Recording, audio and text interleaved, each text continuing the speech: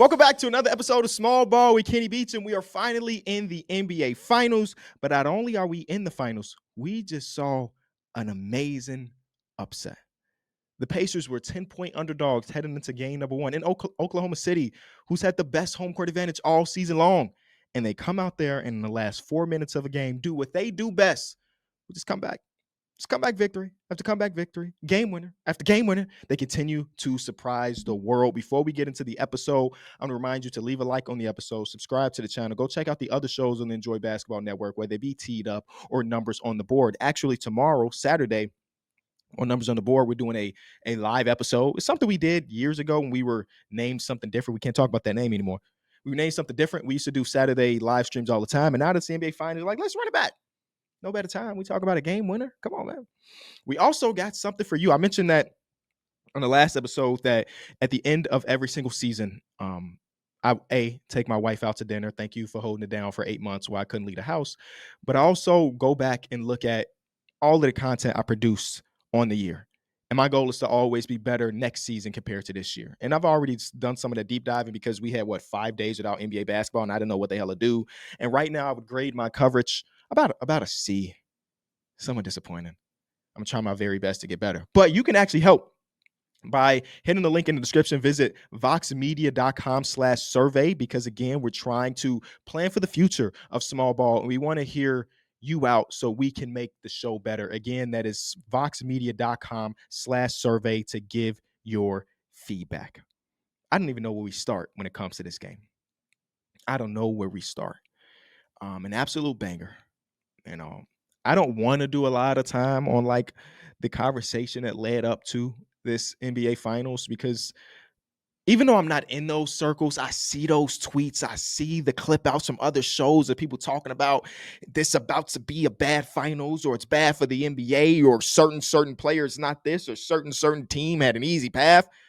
And then we're talking about game one. It's a 7-game series. Hell, I wasn't around for 2001, but I remember 2001. I've watched that entire series. I saw Allen Iverson come out and drop as many points he did and take a game against the historic Lakers just to lose in 5. I don't know what the hell is going to happen. But game number one, regardless of what happens for the rest of this series, showcases that both of these teams belong to be here, for one, and gave us an amazing game. This series is already better than a few series we've got over the last 10 years, just based on game one. I think we start off with the head of the snake. And actually, I've said that before multiple times in the show, and sometimes I talk about the head of the snake being the superstar, and sometimes I talk about the head of the snake being the coach. In this case, I'm talking about the superstars, the best players on the court, Shai Gilgeous-Alexander and Tyrese Halliburton. Shai Gilgeous-Alexander started off this game taking like 11 shots in the first quarter. He ended up with 30 field goal attempts, and that has been a conversation for a lot of people about, like, I don't want to call it the selfishness necessarily, but him having this high shot total while the rest of the team didn't. I mean, this team ended up having 39 makes and only 13 assists. And I think it was a point of emphasis for the Pacers that we'll talk about in a second here, but I personally have just one little thing that I question when it comes to some of these shots. Is it feels like when his team is against the wall, Shai tries to get them all at one time. I also thought in the fourth quarter he wasn't as aggressive hunting his shot versus hunting the contact, and that will be one of the things that I want to see change. But also, his other stars, his other guys, his all-NBA player, J-Dub, his all-defensive/third best player, Chet Holmgren, didn't come along for the ride. Where I kind of understand him being overtaxed and taking some of the tougher shots, because if Dub is not going to hit a shot, Dub hit one. I'm sorry. I saw a stat this morning from Jokestar that said that Chet and J-Dub combined for 28 shots. They only made one jump shot the whole game. What? That don't even make sense. It started in the fourth quarter. J-Dub had his own personal 6-0 run, but all of those were like layups, get into the basket, and then the one turnover from TJ McConnell that ended up in a breakaway dunk, and that was when they had the largest lead of the game on the broadcast, and they fumbled since then. So I kind of understand Shai Gilgeous-Alexander going out there with like, I gotta be able to score, because it don't seem like nobody's coming along for the ride, and nobody really did outside of like Dort hit 5 threes, which is amazing. I thought Caruso had an amazing game. I thought Isaiah Hartenstein in his 17 minutes was pretty good, and that's also a conversation we're going to talk about. They switched up the lineups for OKC in the beginning of this one, which I thought was interesting. And I mean, if they win this game, nobody cares, right? But they ended up losing, so now we got to nitpick, right? I thought Shea, if I was grading his first NBA Finals game, 38 points, 3 assists, 5 rebounds, I would give it a solid. I would give it a solid B. I would give it a solid B. 38 points is like one of the highest debuts you can ever get, only behind like Allen Iverson and a few other people. But I would give it a solid B. And then on the opposite side of things, Tyrese Halliburton, I, I don't know how we can like. He's just the most confusing star player we have in basketball. And I wasn't making content around the Steve Nash era. I mean, I was literally a kid, right? I remember watching Nash. I just rewatched '05 series versus the Dallas Mavericks again because, again, we were bored for 5 straight days. So I got an understanding of who Nash was as a player. But Halliburton is in that weird mode of star player that could impact the game without having 30-ish points. I truly do believe that through the first 42 minutes of this game, this was a really subpar Tyrese Halliburton game. He was getting off the ball very early, and I'm sure that was one of the things they wanted to do, but he's getting off the ball very early. His usage rate was low. I mean, if you look at his lowest usage rates of the entire season, and at this point, he's played 82 regular season games and however many postseason games. I'm not about to do the math right now. And all three of his OKC games, the two in the regular season, the one in the postseason so far, are in the bottom 10 when it comes to his usage rate. One of them, it felt like he didn't have the ball at all, and that was in December when they played against each other. And this one, not too much higher on that list. But then the fourth quarter came around. And I thought that his fourth quarter was pretty damn good. Obviously, he hit the shot. That's one thing that we're going to talk about a lot. But the fourth quarter, he's 2 of 4 from the field. He has 2 rebounds. He has 1 assist. But I thought that one of the shots they ended up creating for Miles Turner, the one that skint the backboard from the left wing, and again, nobody ever tries to hit backboard from the corner / wing spot. It just happened to be that way. That was Tyrese Halliburton being used as a screener. And they did that quite a bit in this game, but I don't feel like they did a great job maximizing him as a screener until we got to that fourth quarter. And I don't know if that was fatigue, a laziness from OKC side for them to allow him to be a screener and be so successful there. But that is where we saw Halliburton play his best basketball.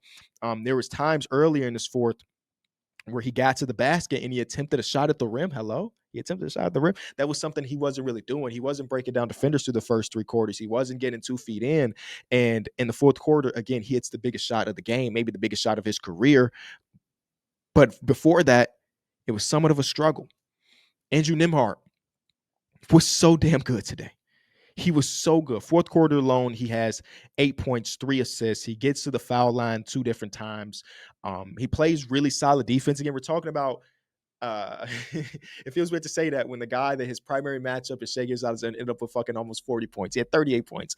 But for what it was worth, I thought Nembhard did an okay job.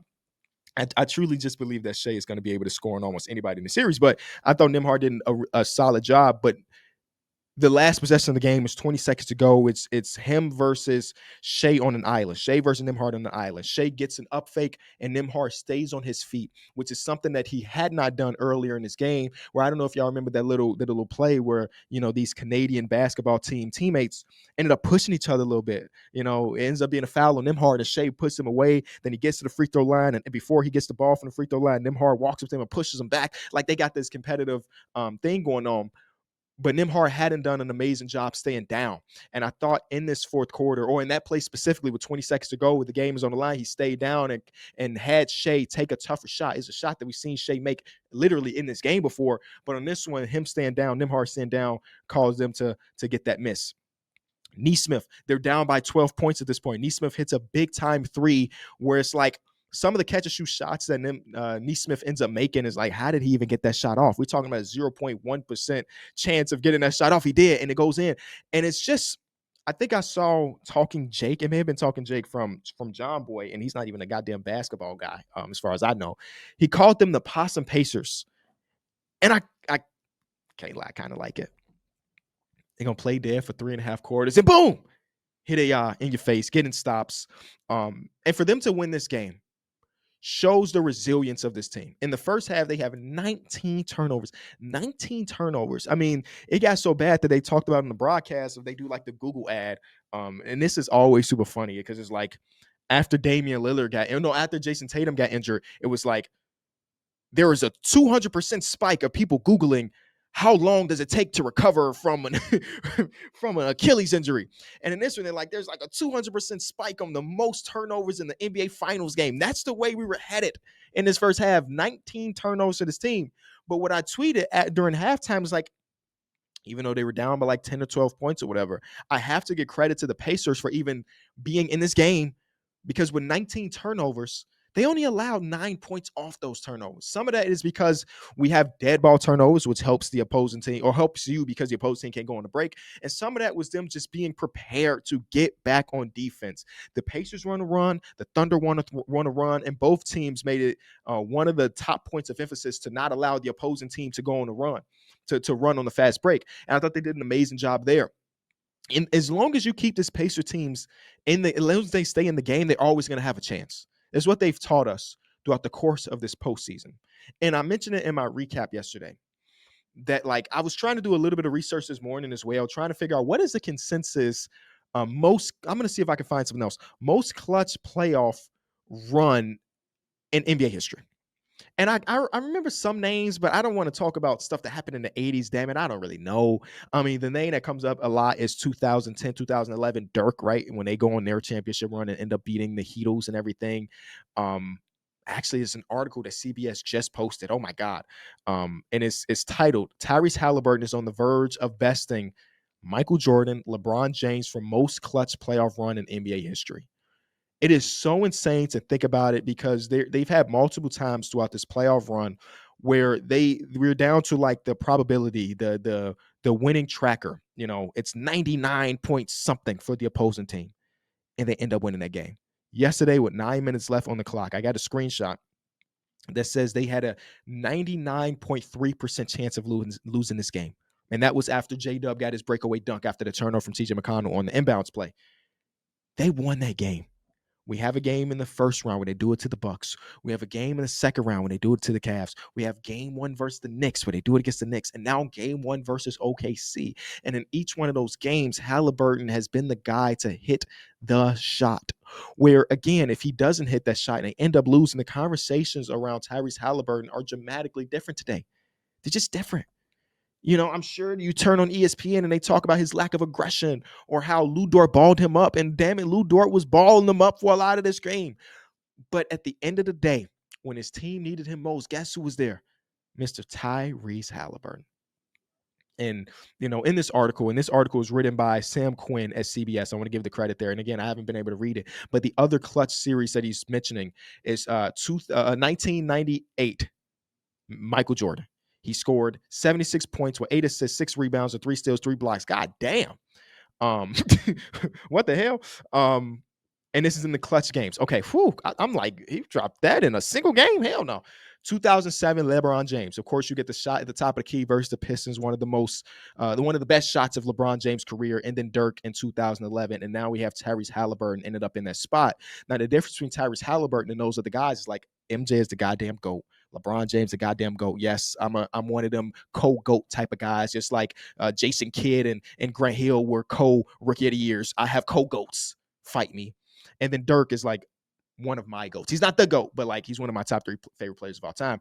All of those guys are like primary score first. I mean, I guess that's LeBron James's joke has been like, I'm not a score first guy and I lead the league in all-time scoring. But like these guys are dudes that will give you 30s to 40s and to 50s to wherever you need. Halliburton is not in that mode of player. So to have this different kind of star, this different kind of closer, it's just different for the league. And I have in my notes from last night that I didn't get to during my recap. Again, I got no dog in this fight. I think regardless of who ends up winning this series, it's going to be an amazing story for the NBA. If it is the Pacers, this is one of the most improbable, if not the most improbable champion in the history of this sport. I mean, they were not even close to becoming favorites to win a championship, even though they were coming off a conference finals run. Nobody believed in them. So it's either the most improbable champion of the NBA history, or one of the most dominant teams in NBA history. It's like we win regardless narratively. So I've got no dog in this fight. But what I do have in my notes is based on the way this Pacers team has conducted themselves throughout the course of the playoffs right now, how are they not like America's team right now? You know what I mean? There's a small market. A team that didn't have to acquire all of their talent by having one great free agency run where they have 6 MVPs and former MVPs and, top 10 players in the league. They have a star that I know that people call him the front runner, but Tyrese Halliburton is a very likable guy. And I'm not just saying that because he's my guy. Look at any interview of the dude. He's just down to earth and cool, in my personal opinion. They got a legendary coach, and Rick Carlisle, who has been the underdog in a lot of series throughout his life and walked out of there victorious. They have an amazing fan base. How are they not the team that everybody's rooting for? I don't know. OKC also kind of fits MO, and I know that there's a portion of OKC that's like OKC haters is like, oh, they get to the free throw line too much. Oh, they maul people defensively, yada yada. Both of these teams are very likable, but like based on the playoff run that the Indiana Pacers have given us, I'm surprised I'm not seeing more people like being like, that's the team I want to see win. The underdog is always going to have the advantage, right, when it comes to the people falling in love with them. But I feel like we haven't got that. I feel like all the clips I've seen on social media are people talking negatively more than positively. I cannot wrap my head around the idea of a team having the easiest path in the history of the league. And so what? So that's one thing Pierre has got us doing a lot. Somebody say something negative, you just say so. I remember at the beginning of every single finals over the last 5 years, somebody has written an article or went on TV and said, so-and-so team has had the easiest path ever. 2000 Lakers. We got the goddamn bubble. Oh, yeah, you won a championship because you got 4 months off. 2021. The Suns shouldn't have been there. The Suns shouldn't have been there. They beat on this team and this team and this team. 2022. Oh my God. Y'all gonna make me out try to spaz out. Yeah, remember the Denver Nuggets didn't beat a single 50-win team on their path to a championship. Their path was so easy. They played against an 8th seed and then a 5 seed, then a 7 seed, and then an 8 seed again. The Boston Celtics stormed through the Eastern Conference last year, the easiest path ever. It was so easy that people convinced themselves that the Dallas Mavericks would win that finals when the goddamn Boston Celtics was just that good. And now we get to 2025 and we repeat. It's like clockwork I can't wait to see them say that about the Bulls next year when we make it to the finals. It's the easiest path. So I'm here, ain't I? And the Pacers are here. And not only are they here, they flipped the odds a little bit. They were not even close. They were like the OKC Thunder had one of the best betting odds of all time when it comes to the finals. Minus 700 is insane. That's on tier with like the 2001 Lakers, who we referenced earlier. The 2001 Lakers lost one game in the postseason. They lost one game or 15-1. And they still have they're in the same contention when it comes to the betting odds. And now with game number 1, I don't know what it's at right now, but I'm sure they ain't that high of a favorite anymore because of this game 1.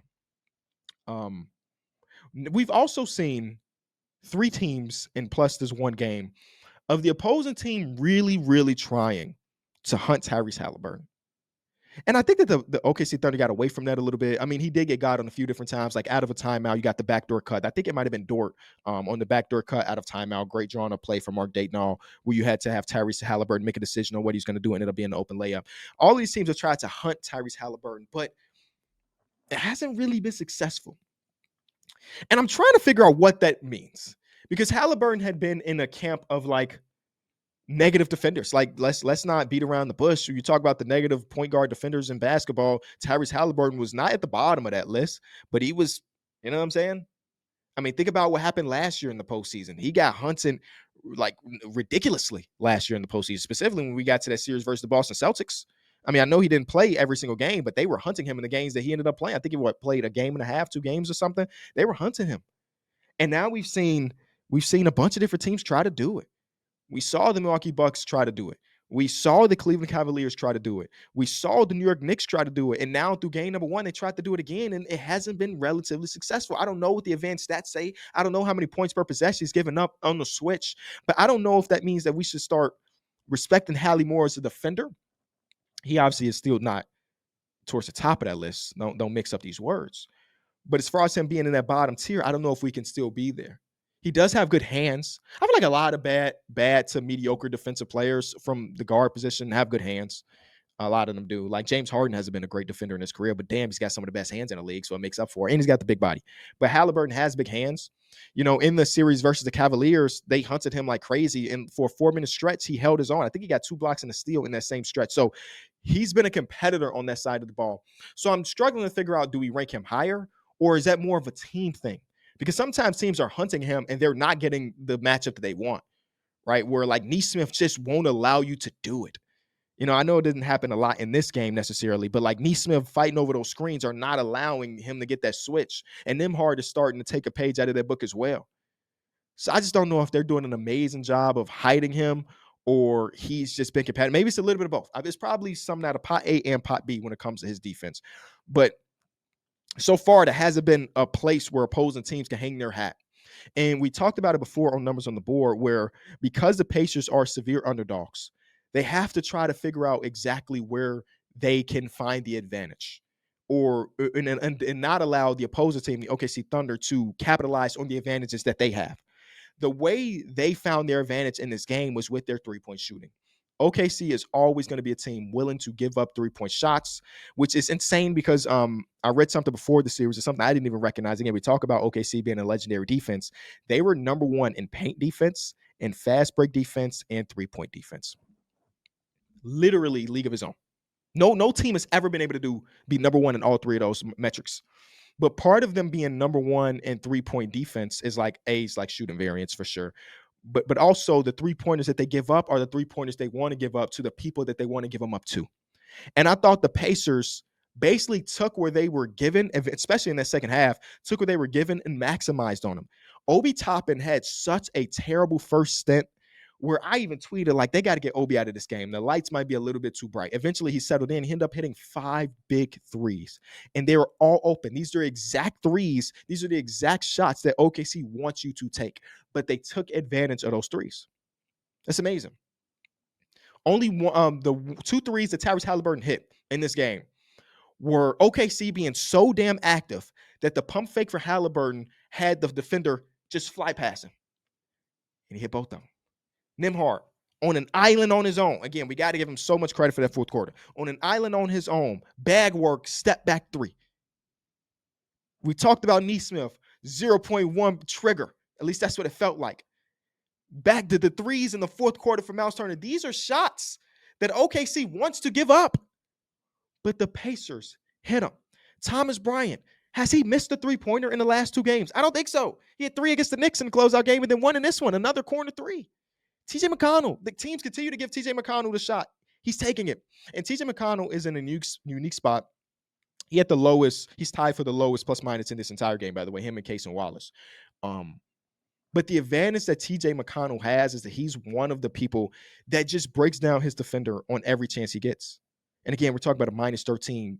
But like in that fourth quarter, the first couple possessions, other than the turnover that I mentioned earlier with J-Dub, he gave them really good minutes. Again, I know the plus minus says, I'm aware of it, but he gave them good minutes. And I'm sure that we're probably going to see a little bit in game number 2 or more of Tyrese Halliburton and TJ McConnell on the court together. Again, we're going a little bit ahead of ourselves. I was just fascinated with the resiliency from the Pacers. And it's not new. We've seen it in every single series so far. But for them to have 24 turnovers and all of this and still win is insane. Now, as much as it was the Pacers taking this game away, I thought that OKC got lazy down the stretch. I thought that OKC got away from what makes them special.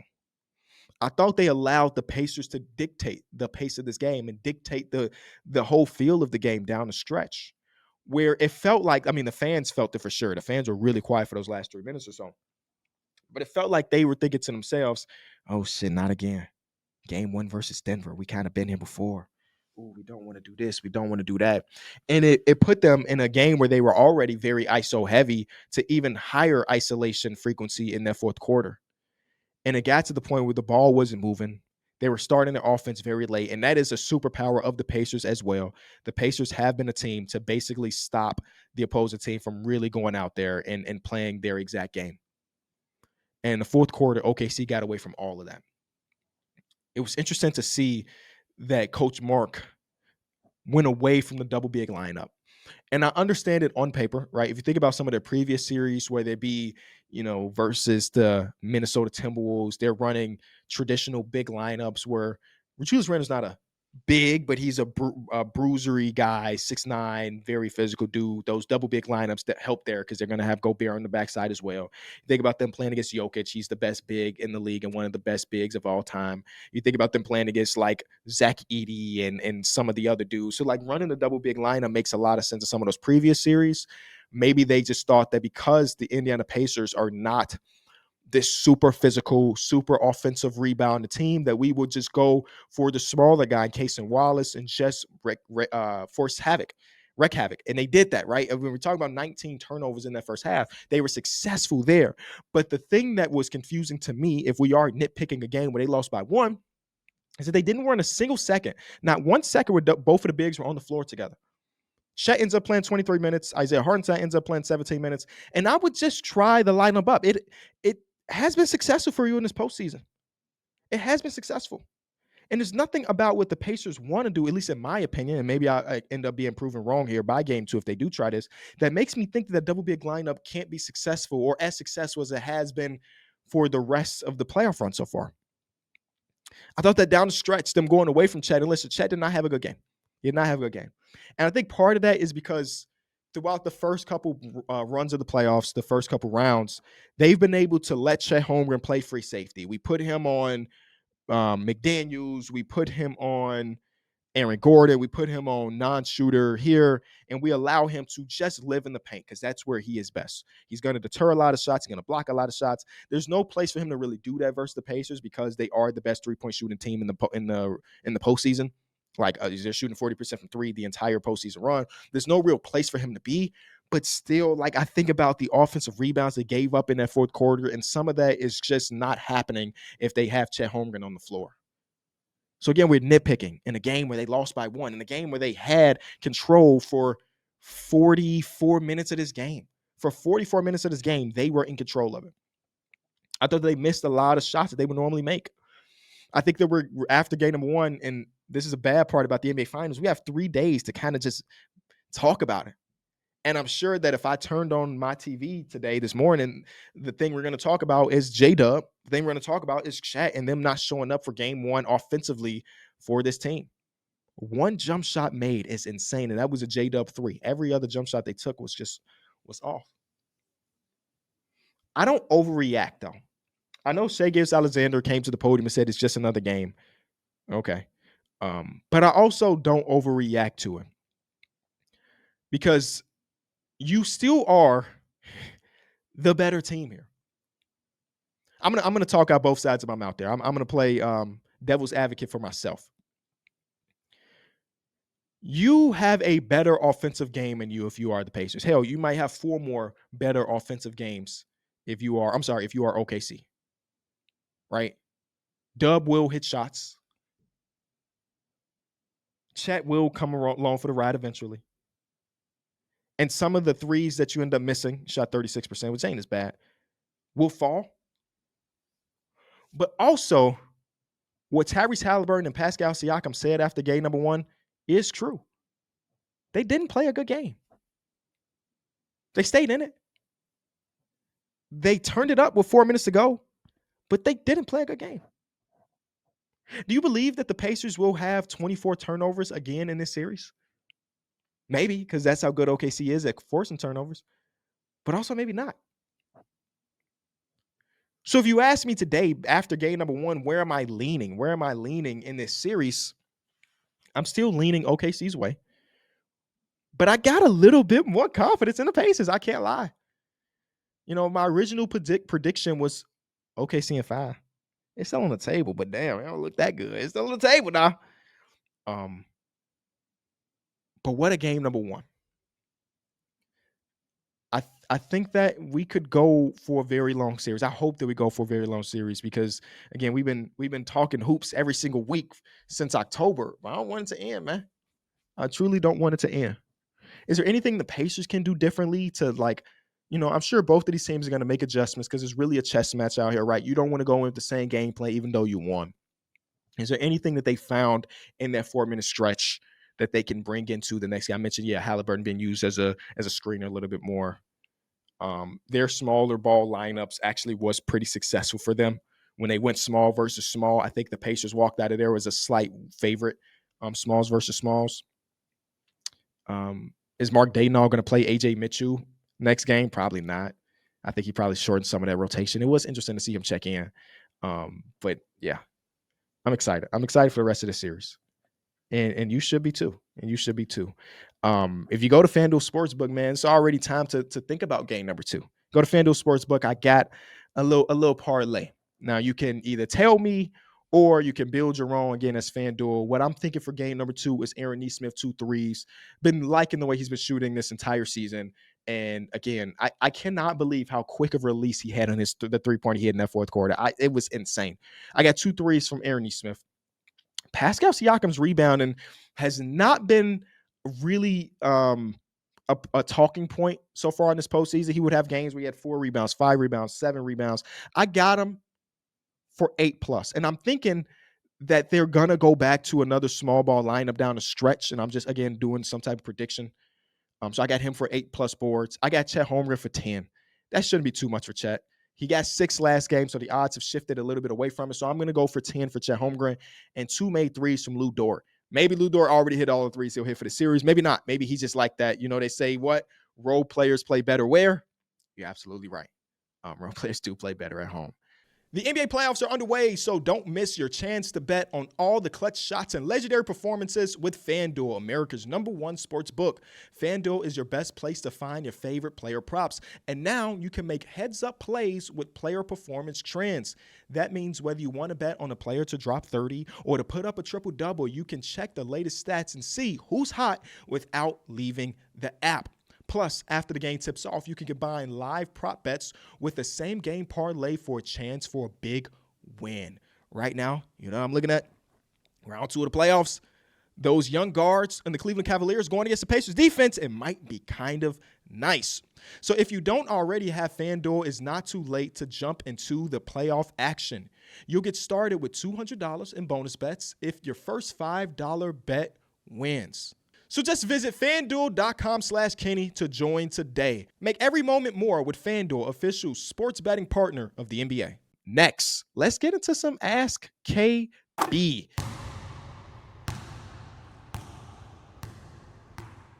The first one comes from Evan. Evan asks, do you have any advice for people trying to make it in the content world? Recently dropped out of nursing school after realizing it wasn't for me and started working full-time at my job, but I'm trying to make it in the sports world. I feel like I know what I'm talking about, but building an audience is hard. Hell yeah, it is. That's why I don't take none of this for granted. Oh my God, it's so hard to build an audience. I got lucky. I think you have to get lucky. First of all, I think you have to get lucky in the content creator space. You can have the greatest content of all time and may not get eyes on it because you weren't lucky, because the TikTok algorithm, the Reels algorithm, and the YouTube algorithm is not hitting your stuff and nobody's able to click on it. You can have some dog shit content and have millions and millions of views, right? It's just a matter of getting lucky. And I thought I got lucky in the right place. In 2025, becoming a creator is tougher, right? It is just, it's tougher in the sense that the market is saturated, and I'm not using that in a negative connotation. There's just a lot of people trying to make it as a creator because being a creator is an amazing job. I've been able to do it for years now. So I will give you the advice I give everybody on this. Make sure you're using every platform. Even if you're not a short form creator, you have to drop TikToks. You have to drop shorts. You have to drop Instagram reels, because even if your conversion rate is, let's say, 10% from TikToks to YouTube, because at the end of the day, you want to be a YouTuber. I'm going to say that again. At the end of the day, as a creator, you want to be a YouTuber or a streamer, especially if you want it to be your job. I know a lot of creators on TikTok that have millions of followers and gets millions of views that are struggling to pay bills. I'm going to be honest with you. As a YouTube creator, as a streamer, there's just a higher floor. There's a higher floor to your the money you make, and also higher ceiling. I mean, the top guys that are making money on TikTok are doing it through brand deals. Like what the fashion creator, Wisdom K, I think is his name. He talked about his brand deals. He made like $3 million. This is his words, not mine. So I'm not pocket watching. He told us this. He made like $3 million, but that was on brand deals. Now in the YouTube space, you can make $3 million without brand deals if the audience is right and the views are right. So I would really focus in on being a short form creator too. I would really focus in on my titling and my thumbnailing, because at the end of the day, if they don't know your name, the thumbnail is the first thing they're gonna notice. Again, I'm lucky enough where I don't have to fucking worry about thumbnails. I have videos with 0 thumbnails and people click, and I appreciate you for that, by the way. But for a new creator, that is so very important. I would also say, even though it is 2025, please find people around your same level and network. If you got a following of 400 people and somebody else is making cool content that you like with 400 people as a follower, collaborate. Now y'all got 800 fans. And now you collaborate with somebody else, and now it's 1,600, and then you do it again, it's 3,200, and then that's the most doubling I can do. Try to be entertaining as well. That's the last thing. You got to find what the market is for you. In the sports world, there's so many different markets. There's a hot take market. I'm not shitting on no market, by the way. I think we all have to coexist. There's a hot take market. There's an X's and O's, just full on basketball. Shout out to the people that do that, because that damn show ain't me. There's the combination of the two, where I think a lot of people sit. There's the more fun conversations that you have. There's the narrative driven creators. You have to find what your lane is and just try to kill it in that lane, man. You have to try to kill it in that lane.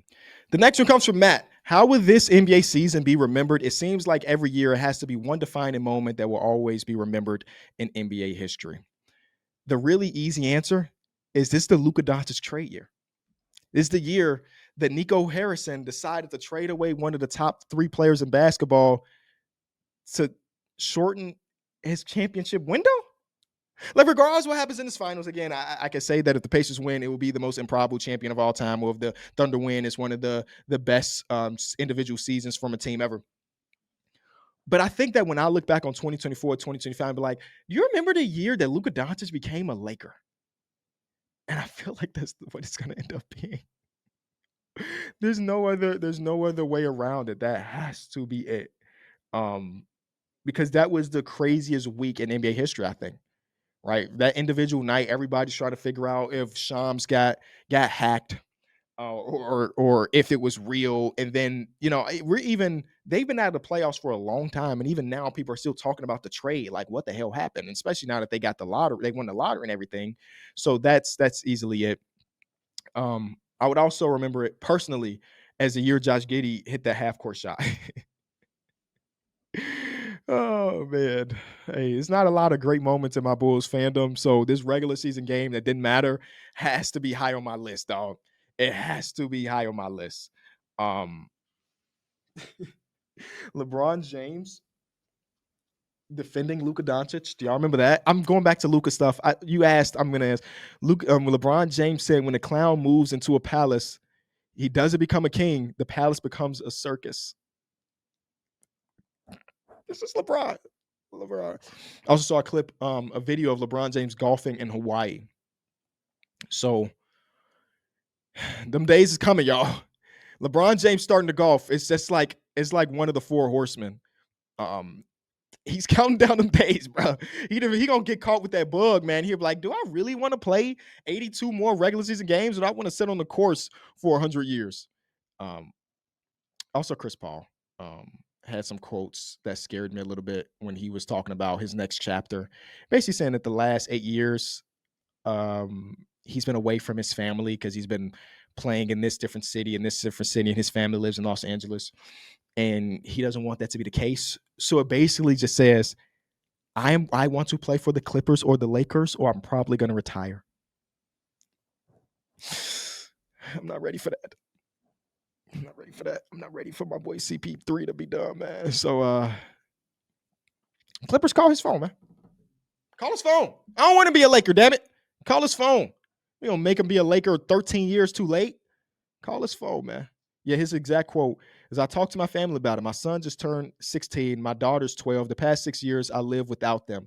I've been away from them for the last 6 years. That's the conversation. I want to be a dad, which is insane. My family, my daughter has been away for 2 days. 2 days.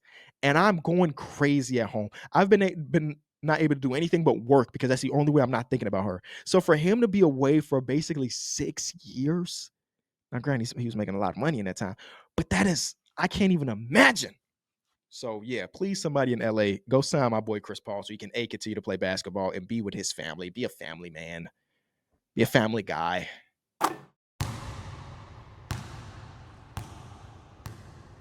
Last thing we got on the agenda before we get out of here. Tom Thibodeau got fired. I'm like the last person to talk about it, but I ain't had no other place to really talk.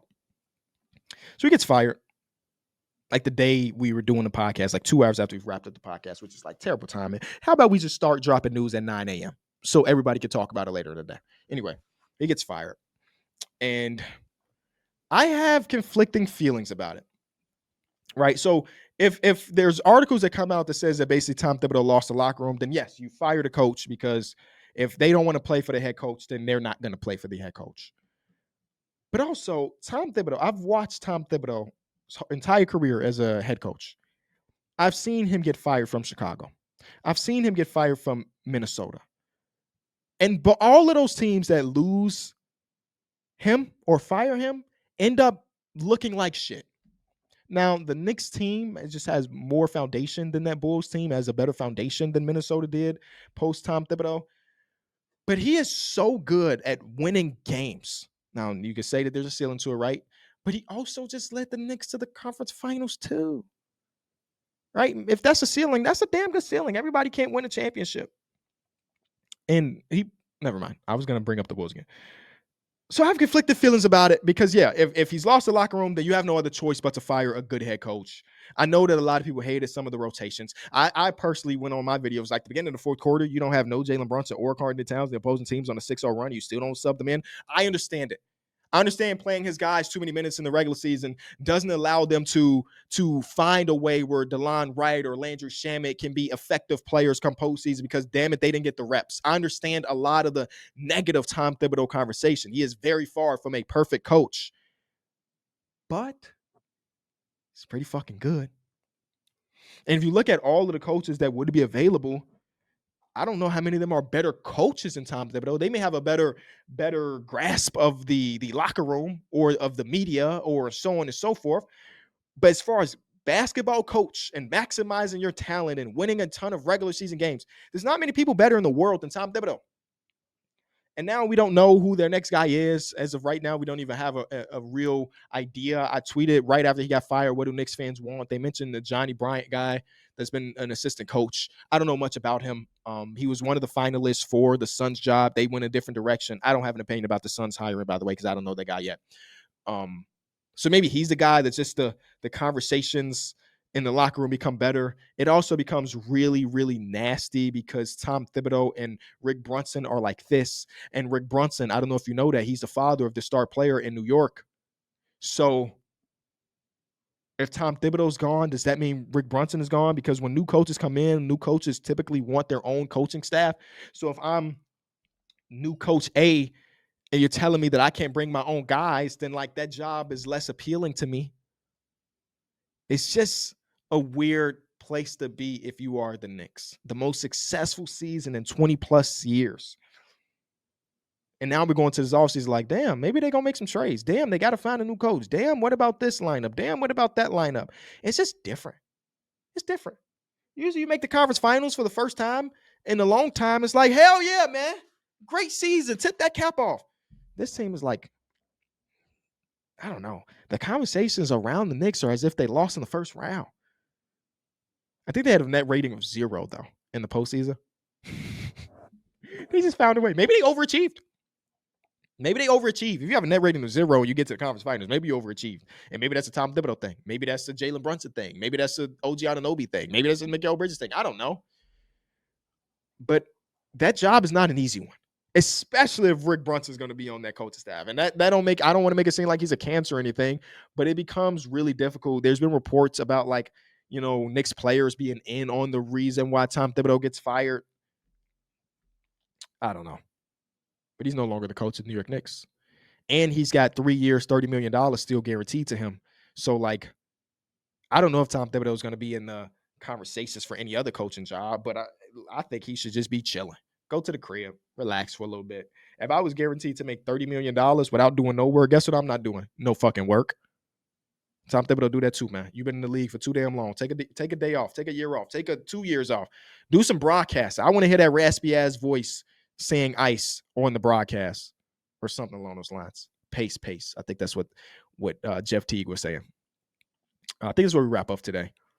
Next time we talk to each other, I want to recommend you go check out the Kenny For Real channel. We are dropping nightly recaps of these games. Well, I guess it's not nightly because the games are nightly, but post-game recaps of these. So, like, I think the next time we talk will be after game number 3. But if you want to hear my opinions about game number 2, that is the place to be. We also have numbers on the board, which I'll give opinions over there as well. I will, since we have 3 days between games, go rewatch the second half of this game to figure out if there's anything I missed. But as of today, I'm excited. Don't forget to go to voxmedia.com/survey so we can get your feedback so we can better the show. And next year, I'm going to give y'all an A+ podcast. I think. I appreciate y'all. See you next time.